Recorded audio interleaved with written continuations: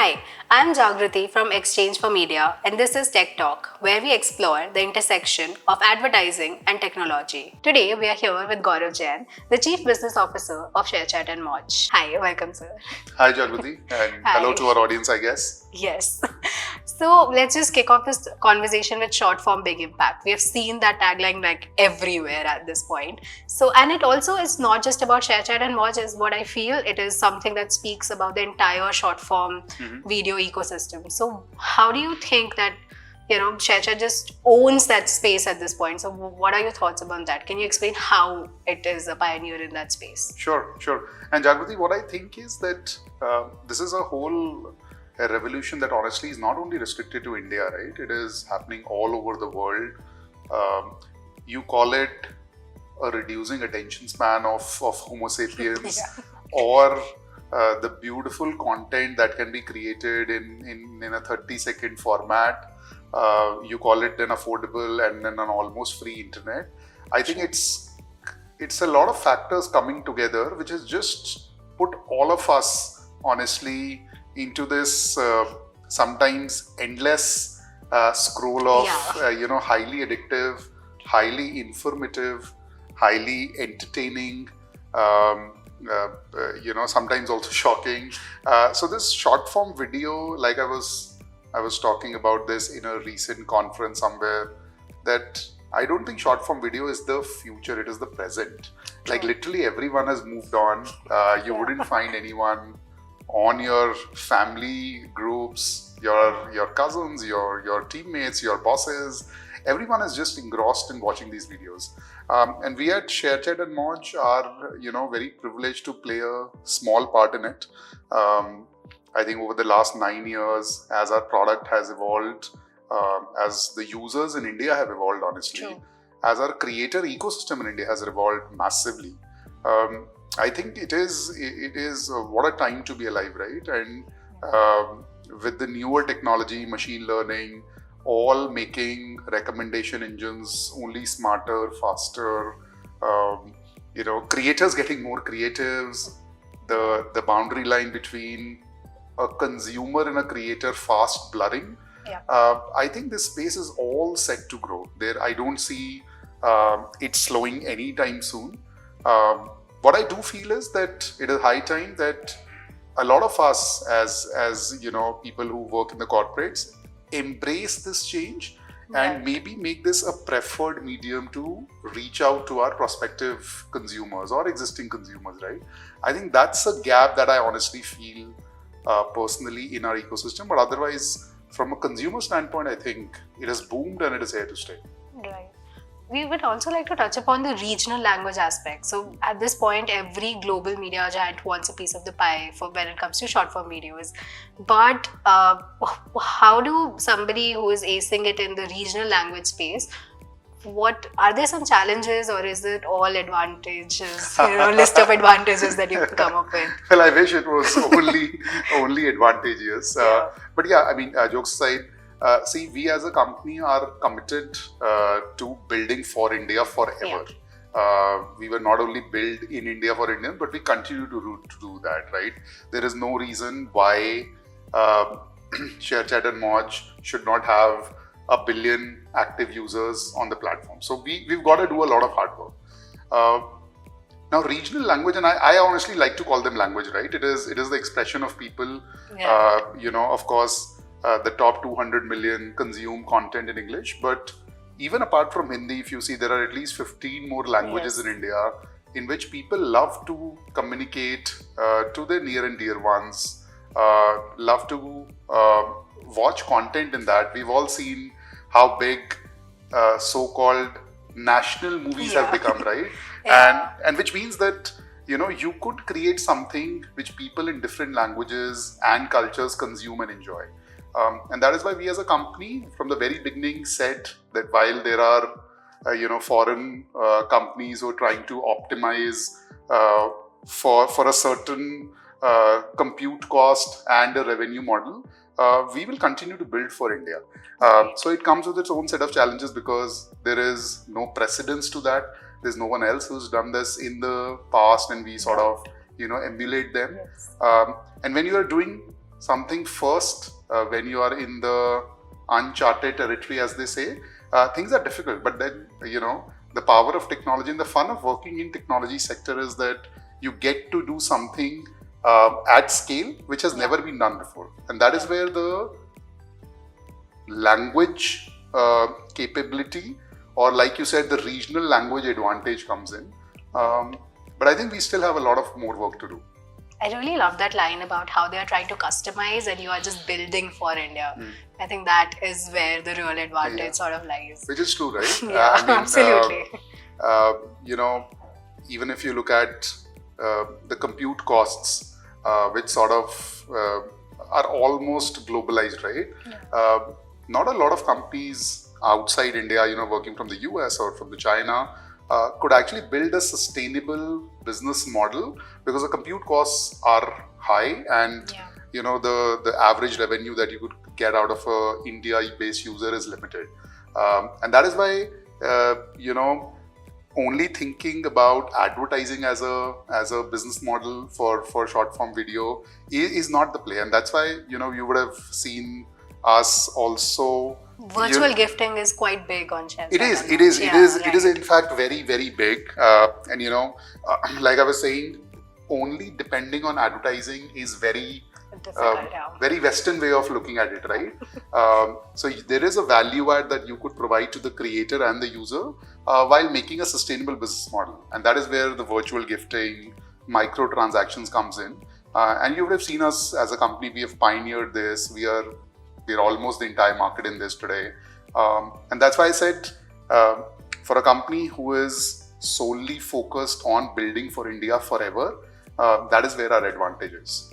Right. I think I was coming to that. How do you make your money? That is absolutely important. So these are aspects. But how do you also ensure that you are making money, but your users are also happy? Sure. Like there's no distraction or disruption in that experience. Like how do you ensure that? Balance. Yeah. And Jagrati, as you would understand, we are a consumer tech company. User experience is the thing you can't mess with. It is the holy grail that we all live and breathe by.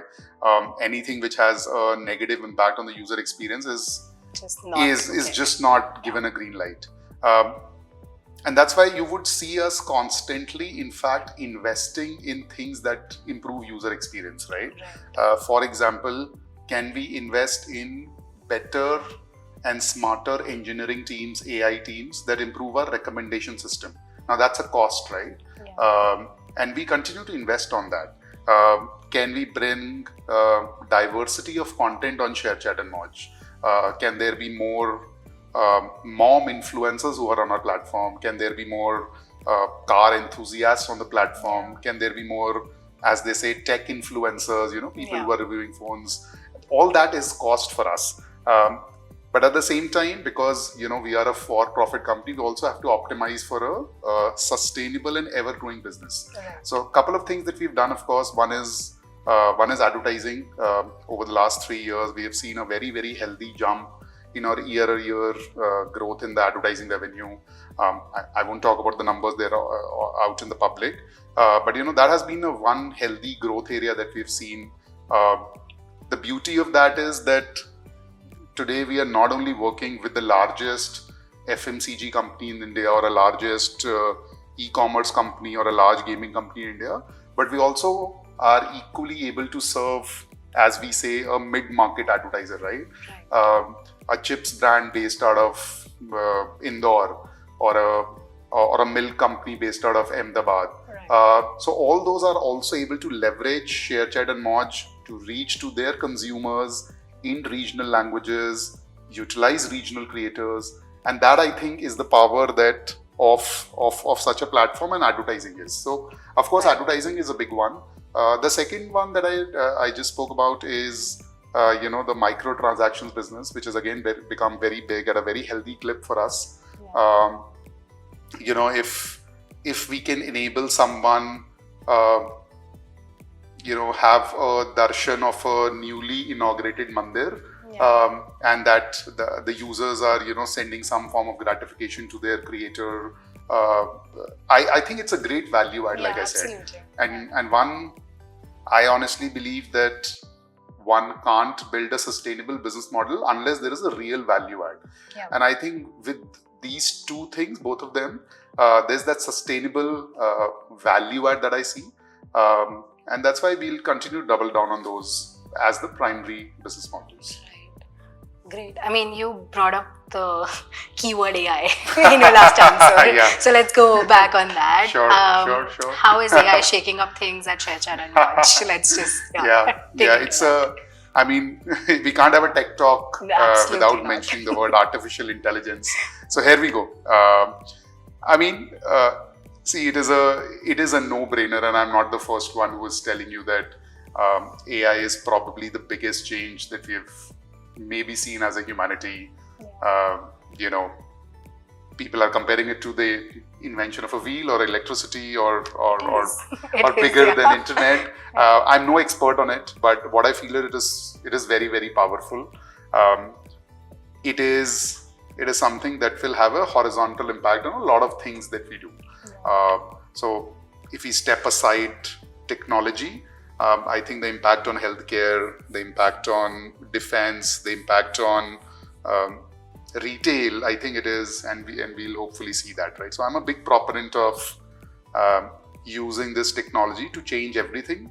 Now, if you come to ShareChat and Moj, because we are a social media company, there are various aspects, right? So one is, can we use artificial intelligence to make our recommendation system better and faster? Can we use the same recommendation system to make our ads engine better? So the magic of digital advertising lies in the fact that if Gaurav is shown the right ad at the right moment, the return on ad spent for the company increases. And that's what we are trying to do, right? So that, again, AI enables us. If I think about the creator ecosystem, can AI be a tool which enables our creators to make better videos in a much lesser duration of time, right? So if a creator today spends 8 hours making a 2-minute video, can that be done in a couple of hours? And hence, can AI be a productivity tool for them? So all aspects of social media, if you see it, right, from a recommendation system to how advertising works, to how creators make content, to how users consume content. I think AI will have an impact on everything possible, including, I would say, our internal productivity tools, right? The way we sort of look at our own resources internally. Are they efficient? Can they be made more productive? So I think everything AI will touch will turn into gold, I think. We are very excited. In fact, we've started investing on it like at least 2 years back, and so it is not that this is some part of a future roadmap, because you can't be a consumer tech company in today's era without embracing and putting it in every in every breadth of the company. You have to, yeah. Do you think it's also impacting, the kind of filters that are available on ShareChat and Moj when creators are creating? How does that work? And also, are these things available for advertisers to really experiment with? Yeah, like I said, Jagruti, everything that a creator does today on ShareChat and Moj can be improved and is being improved by AI. And filters is one of the examples, right? Of course, if you have a smarter, faster technology, some of those virtual lenses would seem very real, and hence the experience that a user has is just phenomenal.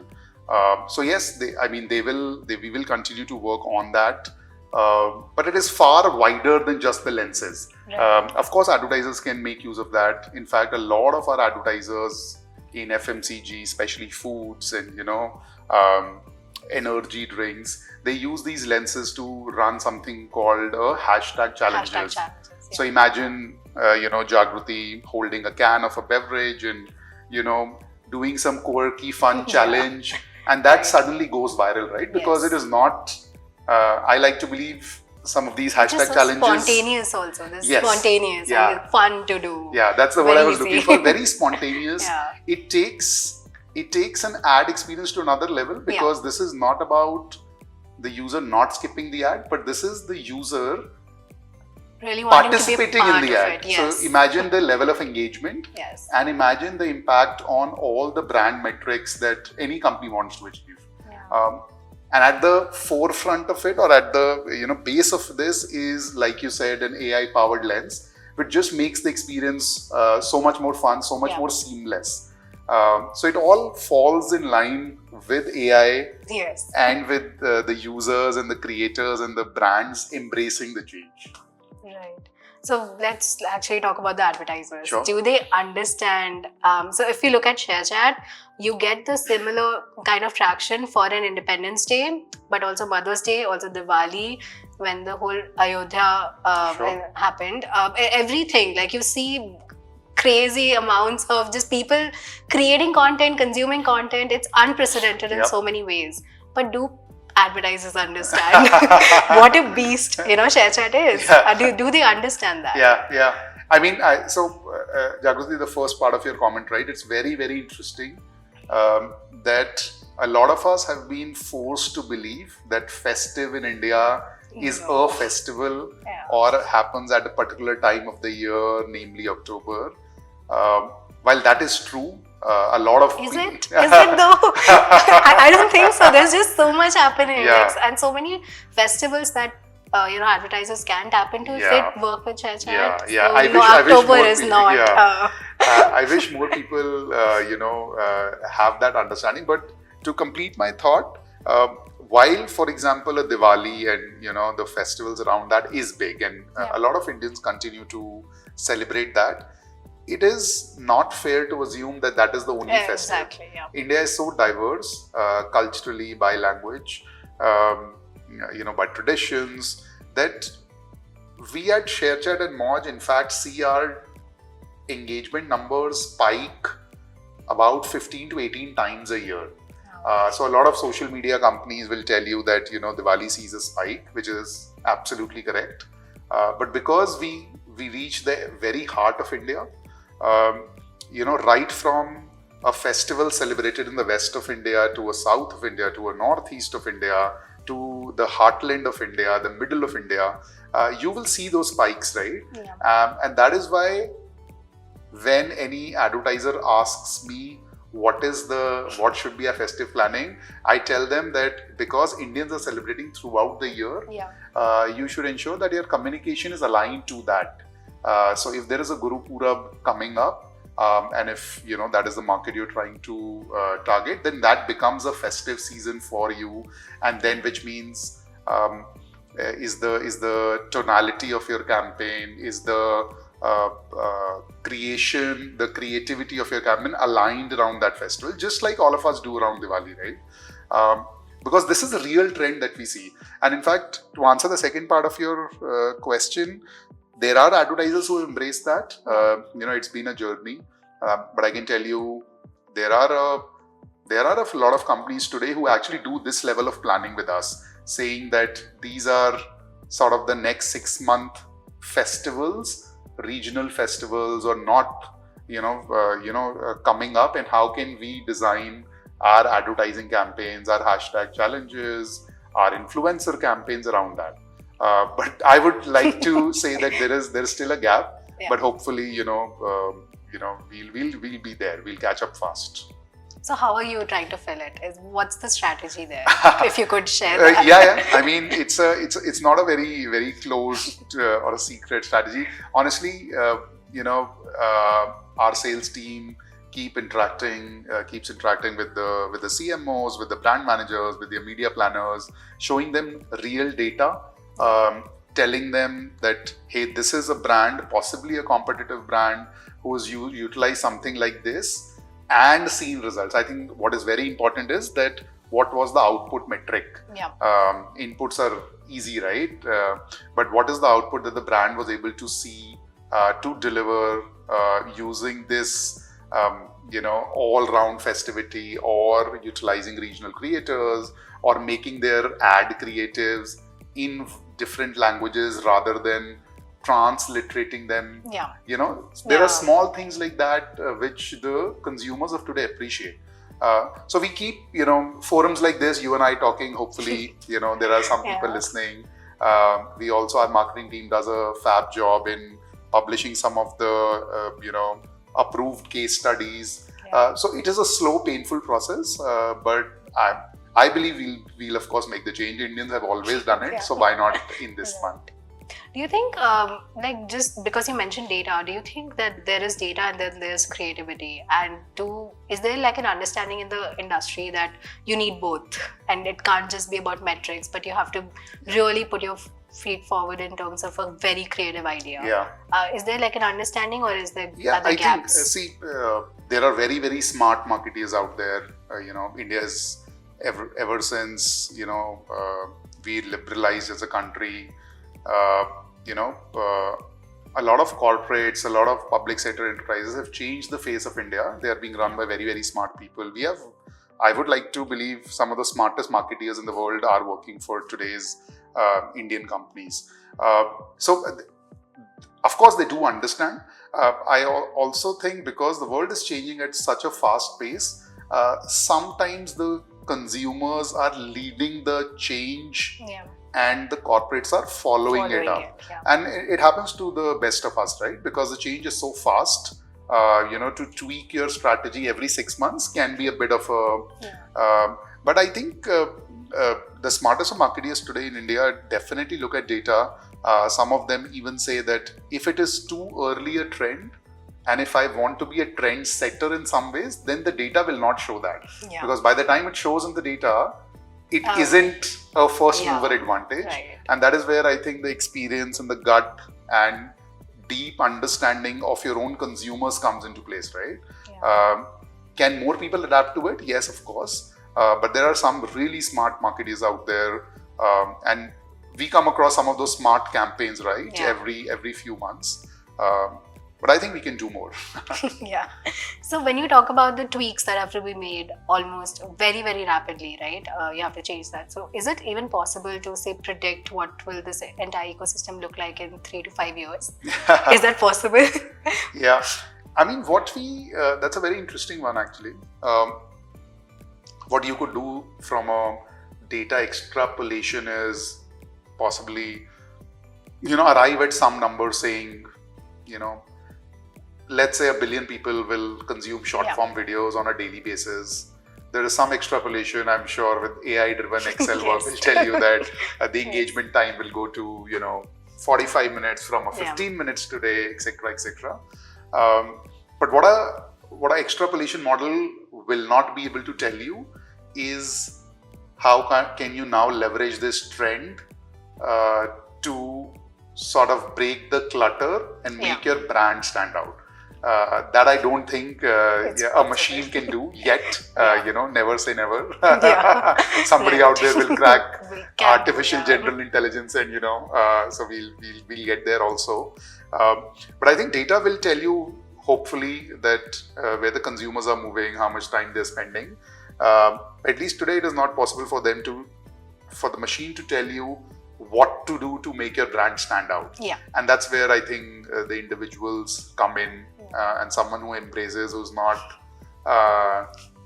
afraid to make mistakes, right? We all will fail. Yes. I'm a firm believer that if we are not failing enough, we are not trying hard enough, right? We're taking the easy bets. So I think that is where a bit of risk taking, a bit of gut, a bit of knowing your consumers will come in. Right. So let's talk about ShareChat and Watch. What does 2025 look like? Well, 2025 is very exciting. We have big plans actually for 2025. Maybe you read about it already, but we as a company have hit profitability, which for a company of our scale is I think a fab job by the team. Because running a short form video, social media across 300 million users comes with its own huge cost. Yes. And to build a sustainable business model around advertising and microtransaction while keeping the users intact, while keeping the engagement type impact, I think that was a journey that we took as a company for over the past 2 years. Thankfully, that is behind us now. What that means in 2025 is that without depending on external capital, because we now make our own money, we could invest in things that we feel are important. Yeah. So it's almost like back to build mode, if you will, after a couple of years. And the DNA of our company is very user obsessed, very product first, right? Which means we can take some innovative calls. We could say, can Moj really expand on its live business proposition? Can ShareChat add 50 million more users? There are things that we could do because now, we are back to build mode. Yeah. And that is why I'm saying that 2025 is going to be probably the most exciting year we have seen as a company in a while. While all leaders like to say that in the beginning of the year. But this one is special for us because we are back to build mode. And a lot of our advertisers, a lot of our partners will see that change because suddenly we will come to them and say that, hey, this is the newest thing that we have done. Users are hooked onto it. Do you want to, leverage it? So yeah, 2025 is going to be exciting. That sounds great. Good luck for the year. Thank you. We need it. We would love to have a conversation at the end of the year. Absolutely. Again. That's always a tough one, right? Yeah, great. This was great. Thank you so much Thank for you, the conversation. It was great talking to you. Lovely. Yeah.